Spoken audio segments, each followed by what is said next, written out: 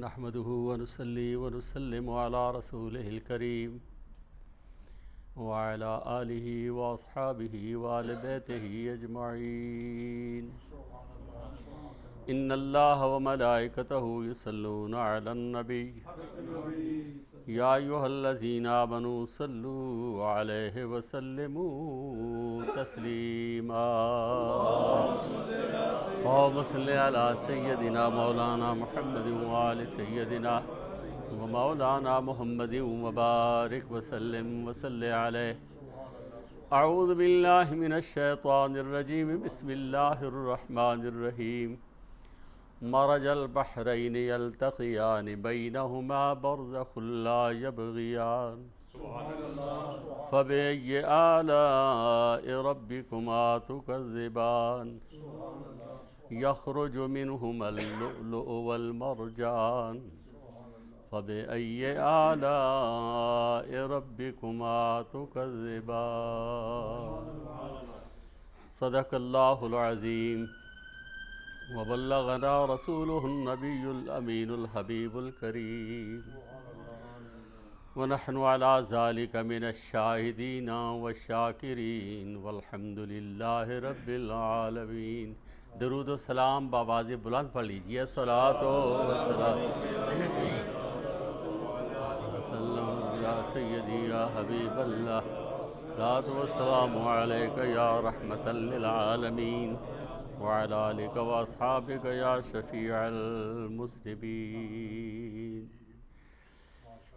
میرے عزیز و محترم صاحبزادہ صوفی محمد جنید صاحب نقشبندی گمکولوی، صاحبزادہ محمد شاہد صاحب، دیگر ان کے برادران، خلفائے ذی شان، قابل احترام حاضرین سامعین، عزیز بچوں، ابھی آپ اہل سنت کی عظیم شخصیت جو استاد العلماء ہیں اور مشکل ترین مضامین کو بڑے آسان لفظوں میں بیان کرنا، یہ میں سمجھتا ہوں حضور امیر ملت کی بارگاہ کی عطا ہے، وہ فیضان ہے.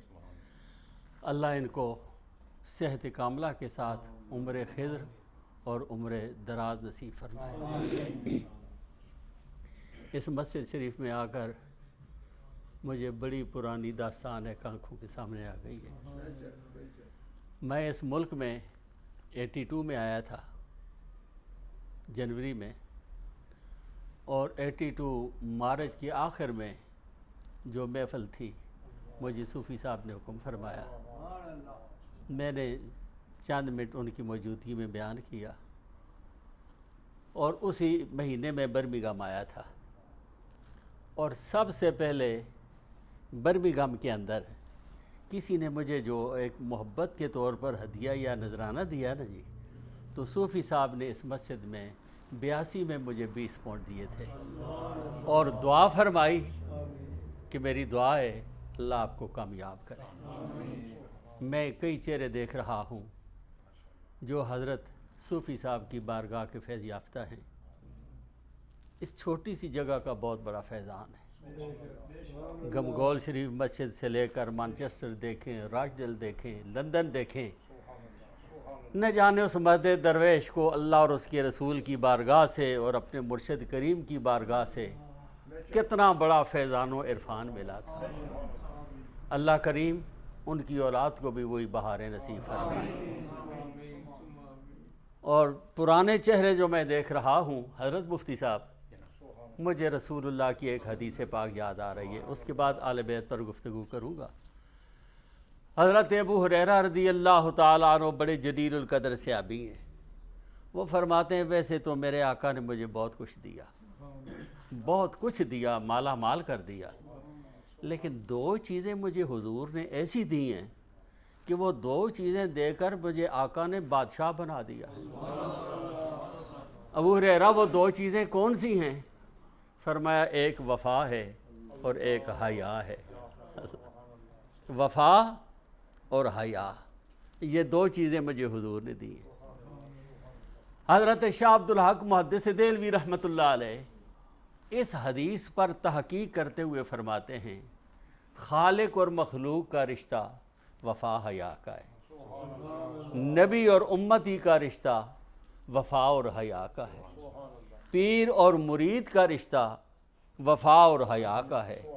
استاد اور شاگرد کا رشتہ وفا اور حیا کا ہے۔ والدین اور اولاد کا رشتہ وفا اور حیا کا ہے۔ میاں بیوی کا رشتہ وفا اور حیا کا ہے۔ یار یار کا رشتہ وفا اور حیا کا ہے۔ فرماتے ہیں ایک طرف سے وفا ہوتی ہے، دوسری طرف سے حیا ہوتی ہے۔ مخلوق حیا کرتی ہے، اللہ اس سے وفا کرتا ہے۔ امت حیا کرتی ہے، نبی ان سے وفا کرتا ہے۔ مرید حیا کرتے ہیں، پیر ان کے ساتھ وفا کرتے ہیں۔ شاگرد حیا کرتے ہیں، پیر ان کے ساتھ، استاد ان کے ساتھ وفا کرتے ہیں۔ اللہ اکبر، یہ دو ہی دولتیں وہ ہیں جن کی بنیاد پر ایمان کی پوری بلڈنگ قائم ہے۔ نظر پھرا کر دیکھیے اس دور میں وفا کی دولت کہاں گئی، حیا کی دولت کہاں گئی۔ اللہ پاک حضرت صوفی صاحب کے خاندان کو ان کے خوبصورت مشن پر کاربند رکھے، اور جو ذکر اللہ کی چاشنی میں نے مدینہ پاک میں بڑے حضرت صاحب کی خدمت میں حاضر تھے، حضور زندہ پیر کے پاس، تو وہ میرے ساتھ کئی دفعہ بڑی محبت سے پشتو میں گفتگو فرماتے، میں بھی ان کے ساتھ پشتو میں گفتگو کرتا۔ تو اسی دوران کوئی مانچسٹر کے دو آدمی آئے اور انہوں نے کہا کہ حضرت ہمیں بیعت کرو، ہم بیعت کے لیے آئے ہیں۔ حضرت زندہ پیر جلال میں آ گئے، فرمایا تمہیں شرم نہیں آتی، تم مجھ سے بیعت ہوتے ہو؟ جاؤ، ہم نے تم کو صوفی دے دیا ہے۔ صوفی کے ہاتھ پر بیعت، یہ زندہ پیر کے ہاتھ کی بیعت ہے۔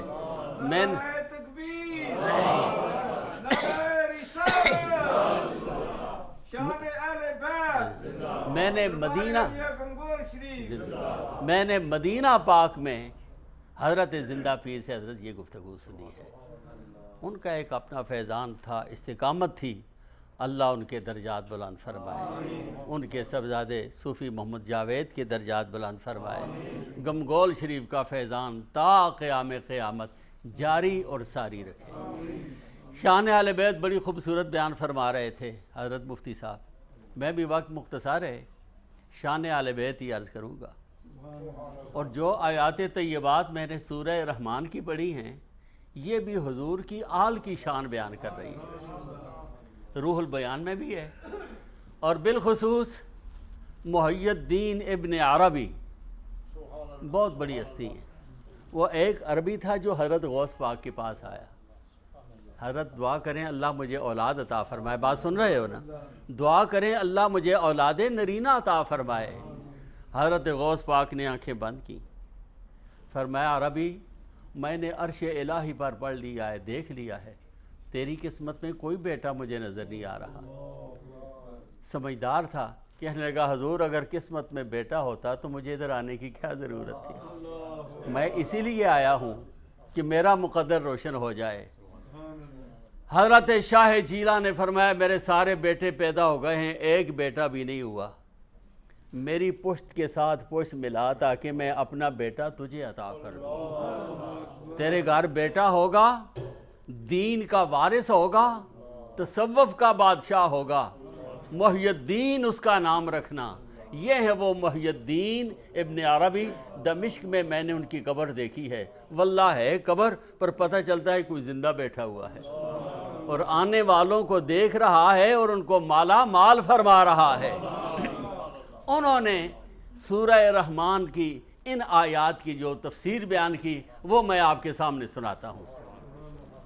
فرمایا مرج البحرین، جاری ہو گئے دو دریا، یلتقیان، پھر یہ دونوں دریا اکٹھے ہو گئے۔ یہ دونوں دریا کون کون سے ہیں؟ کسی نے فرمایا ان دو دریاؤں سے مراد ظاہر اور باطن ہے، کسی نے کہا دو دریاؤں سے مراد جسم اور روح ہے، کسی نے کہا ان دو دریاؤں سے مراد دل اور دماغ ہے، کسی نے کہا ان دو دریاؤں سے مراد شریعت اور طریقت ہے۔ پر ابن عربی نے کیا فرمایا ان دو دریاؤں سے مراد کیا ہے؟ مرج البحرین، دو دریا جاری ہوئے۔ یہ کون کون سے دو دریا ہیں؟ فرمایا ایک نبوت کا دریا ہے، دوسرا ولایت کا دریا ہے۔ اے ابن عربی، ولایت کا دریا کون سا، نبوت کا دریا کون سا؟ فرمایا ولایت کا دریا حضرت علی ہیں، نبوت کا دریا و فیضان سیدہ فاطمہ ہیں۔ یہ دونوں دریا جاری ہوئے، یلتقیان، اکٹھے ہو گئے، عقد نکاح ہو گیا۔ دونوں اکٹھے ہونے کے باوجود ایک دوسرے پر لا یبغیان، زیادتی نہیں کرتے۔ جناب علی جانتے ہیں فاطمہ کا مقام کیا ہے، سیدہ فاطمہ جانتی ہیں علی کا مقام کیا ہے۔ اللہ اکبر۔ جناب فاطمہ جانتی ہیں علی وہ ہیں جنہیں حضور نے فرمایا انا مدینۃ العلم وعلی بابھا، میں علم کا شہر ہوں، علی اس کے دروازہ ہیں۔ اور جناب علی جانتے ہیں فاطمہ کی شان، جنہیں حضور نے فرمایا فاطمہ میرے دل کا ٹکڑا ہے۔ اللہ لا یبغیان، وہ ایک دوسرے پر تجاوز نہیں کرتے۔ فَبِأَيِّ آلَاءِ رَبِّكُمَا تُكَذِّبَانِ، اللہ کی کس کس قدرت کو جھٹلاؤ گے؟ اللہ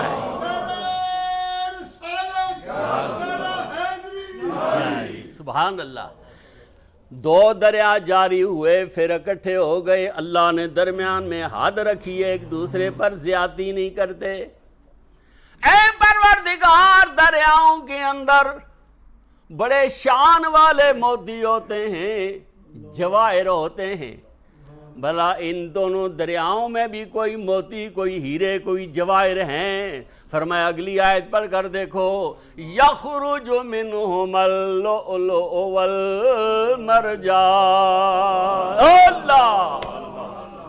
اللہ ان سے بڑے شان والے موتی اور ہیرے ظاہر کرتا ہے۔ حیران ہوگے وہ کون سے شان والے ہیرے ہیں؟ آؤ کربلا میں دیکھو تو ابن علی، بغداد میں دیکھو تو غوث جلی، اجمیر میں دیکھو تو ہند الولی، علی پور میں دیکھو تو جماعت علی، گولڑا میں دیکھو خواجہ مہر علی، یخرج منہم اللؤلؤ والمرجان، یہ شان والے موتی اور ہیرے انہی دونوں دریاؤں سے ظاہر ہوئے ہیں۔ کیا کہنے ان کی شان کے، کیا ہی کہنے ان کے مقام و مرتبہ کے۔ امام الانبیاء صلی اللہ علیہ وآلہ وسلم نے ان دریاؤں سے ظاہر ہونے والے ہیروں کی شان کیا بیان کی، مفتی صاحب بیان فرما رہے تھے۔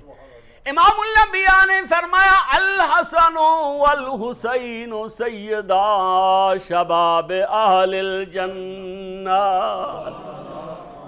حسن اور حسین کون ہیں؟ یہ جنتی جوانوں کے سردار ہیں، کہہ دو سبحان اللہ۔ اللہ اکبر، جنتی جوانوں کی سرداری حضور نے عطا فرمائی۔ دوسرے مقام پر فرمایا الحسن والحسین ہما ریحان، لوگوں دنیا کے اندر حسن بھی محمد کی خوشبو ہے، حسین بھی محمد کی خوشبو ہے۔ حسن و حسین یہ رسول اللہ کی خوشبو ہیں۔ تو کیا سمجھتے ہو کربلا کے بعد یہ خوشبو ختم ہو گئی؟ نہیں، قیامت تک جس بھی سید زادے سے رسول اللہ کی خوشبو، شریعت کی، طریقت کی، حقیقت کی، محبت کی خوشبو آئے، سمجھ لو یہ وہی حسینی خوشبو ہے جو رسول اللہ نے امت کو عطا فرمائی ہے۔ آج مساجد کے اندر، محافل کے اندر، خانقاہوں کے اندر جتنی خوشبوئیں ہیں دین کی، حضور کی، محبت کی، یہ انہی ہستیوں کی خوشبو ہیں۔ ہمارے آستان عالیہ گولڑا شریف میں ایک کلام بڑی محبت سے پڑھا جاتا ہے، میں سناتا ہوں وہ کیا کلام ہے۔ فرمایا محمد گلستو علی بوئے گل، کہہ دو سبحان اللہ، بآواز بلند کہو سبحان اللہ۔ محمد گلستو علی بوئے گل، حضور پھول ہیں علی اس کی خوشبو ہیں، محمد گلستو علی بوئے گل، اور بود فاطمہ اندراں برگے گل۔ فاطمہ کون ہے؟ اس پھول کی اندر والی پتی ہیں، اور چوعت رش برآمد حسین و حسن، اس پھول کی جب خوشبو نکالی گئی، اس خوشبو کا نام حسن اور حسین ہے۔ چوعت رش برآمد حسین و حسن، معطر شد از وی زمین و زمن، زمین کو اور زمانے کو جس نے معطر کر دیا، پاک محفل میں آنے والوں، وہ حسنین کی خوشبو ہے، وہ حسنین کی خوشبو ہے۔ کیوں نہ وہ خوشبو ہو، حضور نے خوشبو عطائیں کی ہے نا۔ اور حضرت مفتی صاحب الحمدللہ یہ استاد العلماء قسم کے عالم ہیں، اور واقعتاً مفتی ہیں، ورنہ انگلینڈ دے اندر تو بڑا ہے مفت کے مفتی، پڑھا کچھ بھی نہیں لیکن ہیں مفتی، اللہ پاک ان کو سلامت رکھے۔ دعا پڑھتے ہیں، اللہم ربنا آتنا فی الدنیا حسنہ وفی الآخرۃ حسنہ۔ حضور کی لقد کان لکم فی رسول اللہ اسوۃ، جو ان تینوں کا مادہ ہے نا، اصل ہے، وہی اصل حسن کی بھی ہے، وہی اصل حسین کی بھی ہے۔ پتہ چلا جتنے حسن ہیں، جتنی حسنات ہیں، جتنے کمالات ہیں، اللہ نے ان دونوں کے نام کے اندر جمع فرما دیے ہیں۔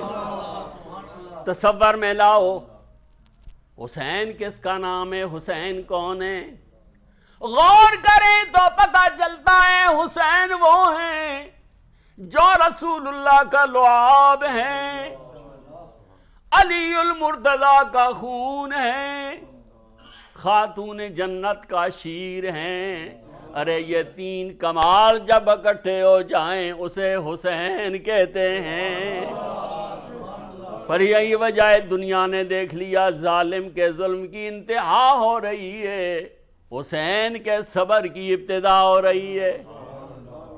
اور باقی جتنے بھی شہداء ہیں ان کو شہادت کی اطلاع یا تو عین وقت پر ملی یا کسی کو یہ پتہ نہیں تھا کہ میں نے شہید ہو جانا ہے۔ کائنات کے اندر واحد حسین دنیا میں جلوہ گر ہوئے، حضور نے آذان پڑھی، کان میں اقامت پڑھی، لحاب دہن شریف عطا فرمایا، حضور اپنے شہزادے کو دیکھ کر خوش ہو رہے ہیں۔ فاتانی الجبریل، جبریل امین آ گئے، یا رسول اللہ جس شہزادے کو دیکھ کر آپ خوشیاں منا رہے ہیں، ایک دن یہ آپ کا شہزادہ اللہ کی راہ میں قربان ہو جائے گا۔ حضور نے یہ دعا نہیں فرمائی کہ مولا حسین کے لیے اس آزمائش کو ٹال دے، حسین کے لیے اس امتحان کو دور کر دے، پتہ چل گیا یہ شہید ہوں گے۔ دعا فرمائی، اللہم آت الحسین صبرا و اجرا، یا اللہ میرے بچے حسین کو صبر بھی دینا، اجر بھی عطا کرنا۔ حاضرین، وہ امتحان کچھ معمولی امتحان نہیں تھا۔ جس تاریخ یہ مدینہ پاک سے قافلہ روانہ ہو رہا ہے، سیدہ زینب، سیدہ سکینہ، سیدہ شربانو، معزز خواتین، مدینہ شریف میں ایک صحابی تھے حضرت عبداللہ، بہت ضعیف العمر تھے، اور اگر بادل بھی گرجتے نا تو وہ بادلوں کے گرجنے کی آواز نہیں سن سکتے تھے۔ پر حاضرین ایک ایسی تاریخ آئی، جناب عبداللہ بچوں سے کہتے ہیں، بچوں مجھے بادلوں کے گرجنے کی آواز تو نہیں سنائی دیتی، لیکن آج رات مجھے عورتوں کے رونے کی آواز آ رہی تھی۔ کوئی عورتیں رو رہی تھیں، کوئی بچے رو رہے تھے، وجہ کیا ہے؟ بچوں نے کہا ابا حضور وہ رونے والی کوئی عام عورتیں نہیں تھیں، وہ حضور کی شہزادیاں تھیں، مدینہ چھوڑ رہی تھی۔ سیدہ زینب مدینہ چھوڑتے ہوئے، شہربانو مدینہ چھوڑتے ہوئے چلا رہی ہیں، یا نبی اللہ آپ کا مدینہ چھوڑ کر جا رہے ہیں، آقا کرم رکھنا سب کچھ چلا جائے لیکن ہاتھ سے نہ نام اللہ جائے نہ نام محمد جائے۔ اللہ حضرین، روانگی سے پہلے حسین کا وہ خطبہ روح کو تڑپا دینے والا ہے۔ میں بھی خطبہ پڑھتا ہوں، علماء بھی پڑھتے ہیں، خطبہ پڑھتے وقت قوم کی طرف منہ کیا جاتا ہے، پر ابن علی کا وہ خطبہ آپ رسول اللہ کے روزے کی طرف منہ کر کے خطبہ پڑھ رہے ہیں۔ یا نبی اللہ آج تک جتنے خطبے پڑھے قوم کی طرف دیکھتے رہے، آج آپ کی طرف دیکھ کر پڑھ رہا ہوں۔ نبی اللہ لاج رکھنا، آپ کے دین کے لیے، آپ کی سربلندی کے لیے مدینہ۔ کون سی سربلندی؟ امام الانبیاء نے فرمایا حسین منی وانا من الحسین، کہہ دو سبحان اللہ۔ حضور نے فرمایا حسین مجھ سے ہے، میں حسین سے ہوں۔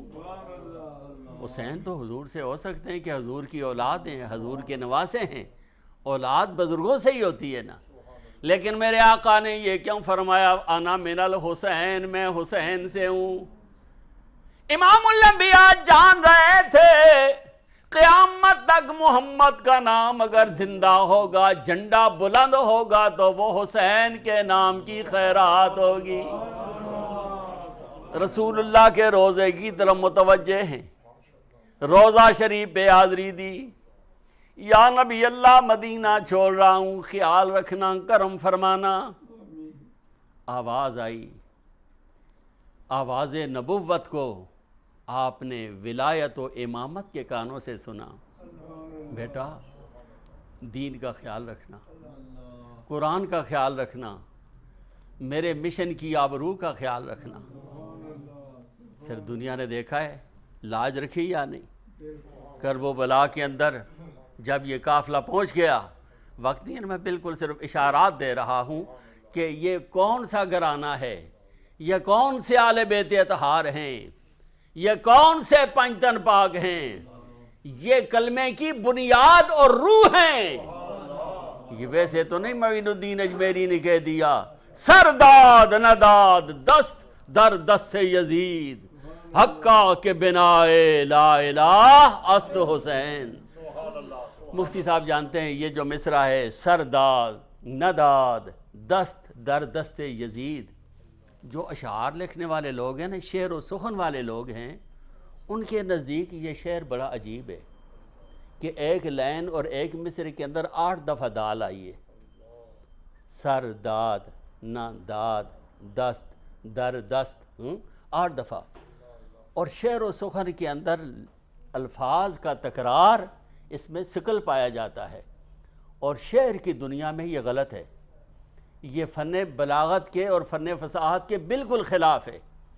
لیکن غریب نواز کیا آپ فرما گئے، اس لیے کہ یہ مصرع پڑھنا بڑا مشکل ہے کہ اس کے اندر لفظوں کا تکرار زیادہ ہے، لیکن غریب نواز نے یہ مصرع کہہ کر اشارہ دے دیا، لوگوں جو مصرع پڑھنا اتنا مشکل ہے، اس مصرع والا انداز کربلا کے اندر اپنانا سوچو وہ کتنا مشکل ہوگا۔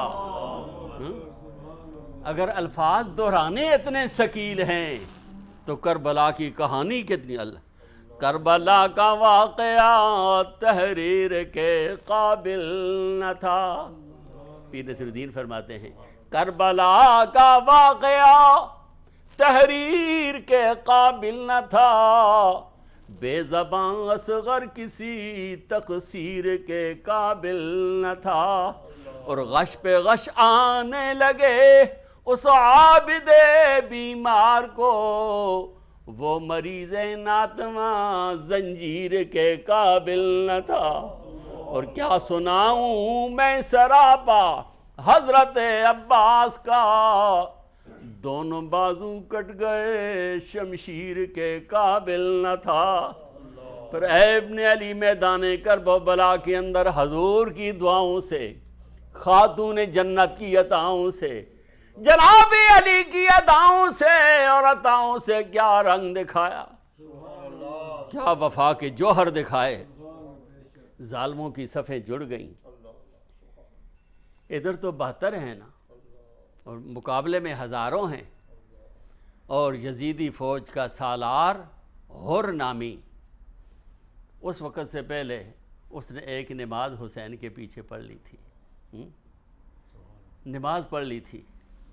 میدان میں جب حسین کے آمنے سامنے آیا، ہزاروں فوج کا وہ کمانڈر ہے، حملہ کرنے والا ہے، حملہ کرنے سے پہلے ابن علی کے چہرے کو دیکھا، نظریں شرما گئیں، طبیعت میں حیا آ گیا۔